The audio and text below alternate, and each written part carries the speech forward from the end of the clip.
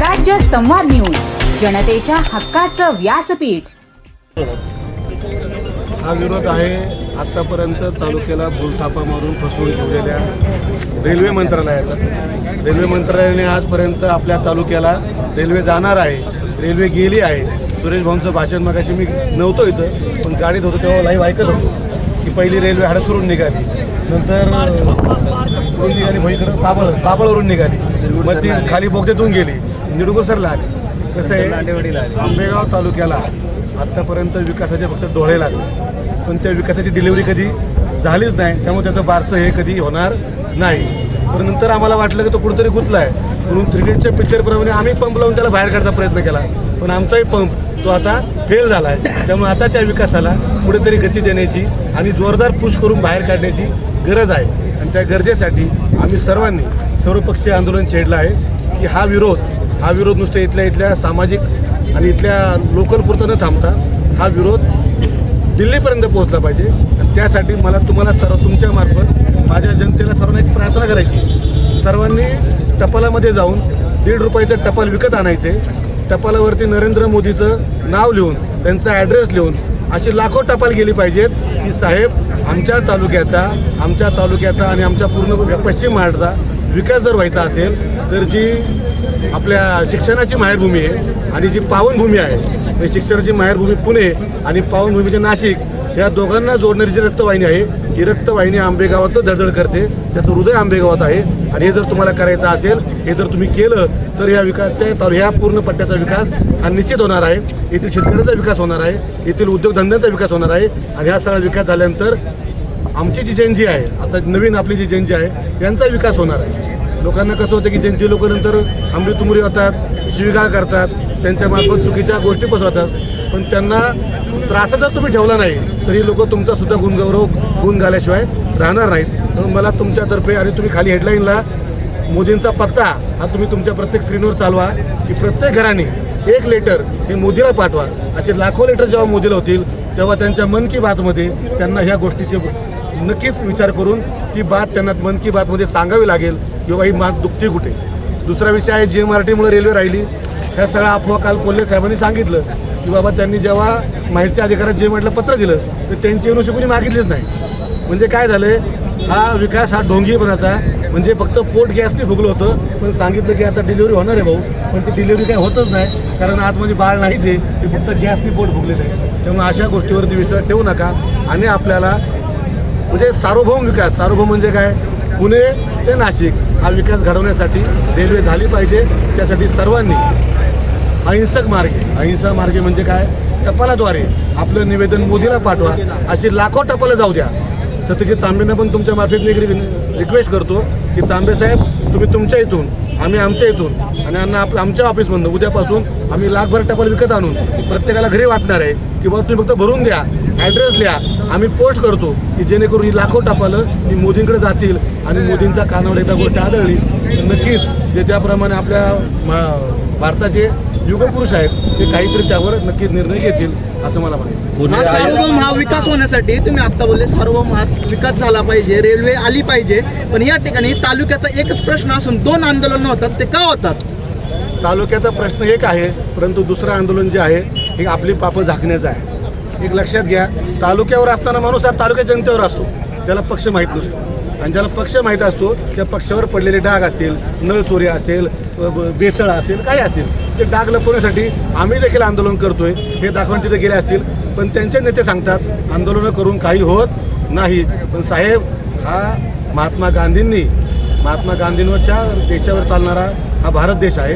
इथे प्रत्येक गोष्ट या आंदोलनानंतरच भेटली आहे. तुमच्या सुतीचं आंदोलन असू, तुमच्या देशाचं स्वातंत्र्य आंदोलन असू, प्रत्येक गोष्टीला आंदोलनाशिवाय पर्याय नाही. आणि हा देखील पर्याय आंबेगावची जनता, जुन्नरची जनता, पूर्ण पश्चिम महाराष्ट्राची जनता आंदोलन करूनच हा न्याय मिळवल्याशिवाय राहणार. या आंदोलनामध्ये सकारात्मक जर भूमिका जर नाही मिळाली तर पुढच्या आंदोलनाची दिशा कशी असेल? मी सांगितलं तसं पाहिलं तर मी या राजकारणात आंबेगावात खूप नवीन. आपल्या येथील सर्वात जुने सुरेशभाऊ गोर असतील, अरुणभाऊ गिरे असतील, निकम साहेब असतील, सगळे असतील, या सगळ्यांनी आंबेगाव तालुक्यातील स्वतःच्या आयुष्याची 30-30 वर्ष या तालुक्याला दिली आहे. ती पक्षातर्फे दिली असतील, समाजसेवेतर्फे दिली असतील, काहीतर्फे दिली असतील. पण हे सर्व देताना या सर्वांच्या विचाराशी जाऊन संलग्न होऊन आम्ही काहीतरी एक ठोस पाऊल उचलून आमची देखील इच्छा आहे की जर तालुक्याच्या जनतेची साथ दिली तर जंतर मंतरवर आपण देखील भाऊ 7 दिवस आपण तिथे आंदोलन करू शकतो.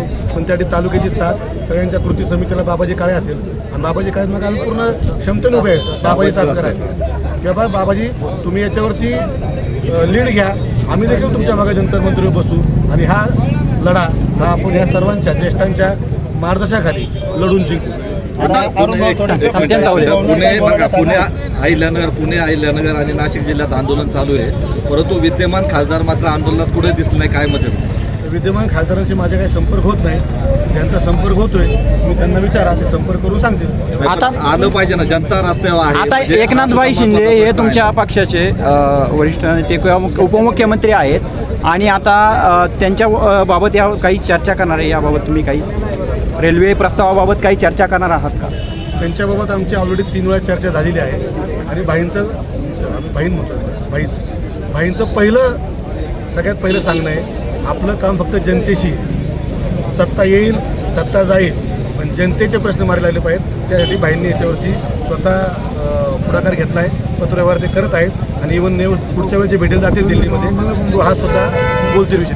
तुमचं उपमुख्यमंत्री तुमचे आहेत, मग तुमचं शिष्टमंडळ भेटायला जाणार का खेड नक्की जाणार. आमचं शिष्टमंडळ नाही तर आम्ही हे पूर्ण तालुक्याचे आमचे जेवढे काही शिवसैनिक आहेत जे आमचे आहेत, जे आमच्या जवळचे शिवसैनिक आहेत, या सर्वांतर्फे आम्ही तालुक्याची मागणी म्हणून सगळ्यांना घेऊन आपल्या शिवसेनेतर्फे किंवा शिवसेना जरी आमच्या असेल तरी सुद्धा आम्ही भाऊंना घेऊन आम्ही दिल्लीपर्यंत जाऊ आणि दिल्लीमध्ये राज्यमंत्र्याला हे आपल्या रेल्वे मंत्र्याला हे निवेदन देऊ.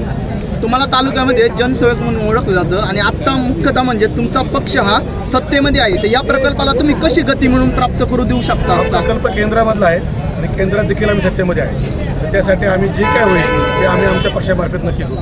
नक्की. तुम्हाला असं वाटतंय का स्त्रीवादासाठी हे आंदोलन केलं जातं एखाद्याकडून? आजकाल श्रेय घेऊन येणं त्याचं कसं आहे माहिती ना, आपली किती फाटली असेल किती लपवली ती फाटलेली इकडून दिसेल तिकडून दिसेल. त्यामुळे तुम्ही किती जरी सांगितलं श्रेय ते होणार नाही. साठी कोणतंही काम केलं जात नाही, कोणी करायचं ठरवतं. शेवटी बघा, रस्त्यावर येईल त्याच्यावर गुन्हा दाखल होईल, गाडी अडवाल त्याच्यावर गुन्हा दाखल होईल. ते आंदोलनासाठीच करेल ना, का नुसतं श्रेय घ्यायचं आहे म्हणून काम करायचं असं नाही. त्याची काम देखील रस्त्यावर आले होते, त्याबद्दल तुम्ही काय बोलता? नाही, आता शेवटी लोकप्रतिनिधी आहे, त्यांना वाटलं असेल आंदोलनाचा काही ना काही प्रभाव त्यांच्यावर पडला असेल, त्यांना खात्री झाली असेल का आंदोलनाने प्रश्न सुटतात म्हणून ते रस्त्यावर आलेत. तुम्ही याबाबत काही चर्चा केली? सत्तेमध्ये असताना, सत्तेचे मुख्य पदाधिकारी असताना, घटक असताना, या तालुक्याचे लोकप्रतिनिधी असताना आमची अपेक्षा आहे त्यांनी राज्यामध्ये देशामध्ये जाऊन या प्रश्नाची तड लावायला हवी होती जेव्हा ते बंद पडलं तेव्हा. पण त्यांनी त्यावेळेस नसेल मिळालं, पण आज का वहिनी त्यांना जर हे लक्षात आलं असेल आणि त्यांनी भाग घेतला असेल तर निश्चित स्वागतार्थ. या आंदोलनाबाबत चर्चा झाली होती का त्यांच्या? अरे आत्ता तुम्ही बाबाजी चासकर यांनी सविस्तर सांगितलं. मला या आंदोलनाचं प्रमुख नेतृत्व करायची संधी होती, मी ती नाकारली कारण मी एका पक्षाचा प्रतिनिधी म्हणून काम करतो. आम्ही अशा लोकांना संधी द्या का जी कोणत्याही पक्षाला पक्षाचे प्रतिनिधी म्हणून नाहीत, ते काम करतायत. त्यांना दिलं तर सगळ्यांनी एकत्र करायला सुईचं जावं म्हणून त्यांना संधी दिली आहे आणि ते चांगलं काम करतील. या ठिकाणी सर्वपक्षीय आंदोलन बोललं होतं, त्या ठिकाणी तुमच्याशी चर्चा झाली होती का सर्वजणांची? सगळे घरी जाऊन प्रत्येकाची त्यांनी चर्चा केली आहे. तुमच्यासोबत काय चर्चा झाली होती कोणाची? आंदोलनासंदर्भात आंदोलनाची चर्चा गेली किती दिवस चर्चा चालू आहे ना. त्याचा कॉर्डिनेटर जो आहे, मुख्य कॉर्डिनेटर स्वतः बाबाजी, जेव्हा त्यांनी आंदोलनाची तयारी चालवली होती त्यांच्याकडे जाऊन याच्यावर चर्चा केलेली आपण एकत्र करू. भविष्यात तुमचा जर या आंदोलन आता झालेलं आहे आणि भविष्यात जर या प्रश्नावरती मार्गी लावण्यासाठी काय काय प्रयत्न करा, काय काही करावं लागलं तरी आमचा प्रयत्न असा राहील का ही रेल्वे झाली पाहिजे आणि ह्याच भागातून गेली पाहिजे. त्याच्यासाठी ही जनता संपूर्ण रस्त्यावर उतरायला तयार आहे आणि त्यांचे प्रतिनिधी म्हणून आम्ही नेतृत्व करायला तयार आहे. तुम्ही काय